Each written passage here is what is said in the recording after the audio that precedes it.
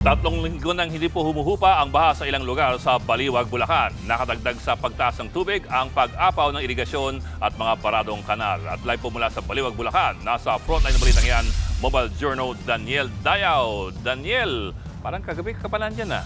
Kamusta ang sitwasyon dyan?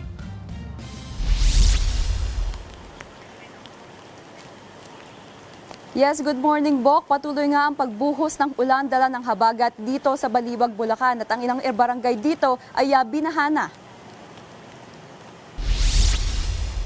Umaabot mula binti hanggang tuhod ang baha sa ilang parte ng Barangay Concepcion. Ilan sa mga nadaanan nating apektadong kalye ay ang kahabaan ng Ilang-Ilang, Kamya, Gumamela at Kampopot. Ayon sa mga residenteng nakausap natin dito, 3 linggo nang hindi humuhupa ang tubig. Tuloy-tuloy kasi ang nararanasan nilang pag-ulan dito. Apektado na rin daw ang araw-araw nilang pamumuhay. Isa rin sa tinuturong dahilan ng mga residente, yung pagbaha sa lugar ay ang pag-apaw ng tubig mula sa irrigation. Bukod dito, mababa raw ang kanilang lugar at barado pa ang mga kanal.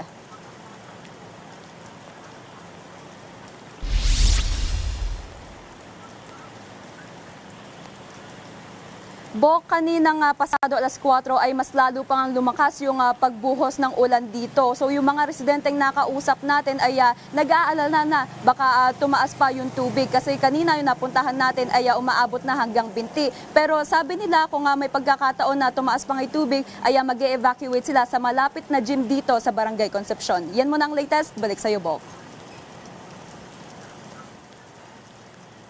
Maraming salamat, Daniel Dayaw. Mga kapatid, Dimples Romana po, maging maalam at may pakialam sa mga napapanahong issue at headlines. Mag-follow na po at subscribe na sa social media pages ng News 5.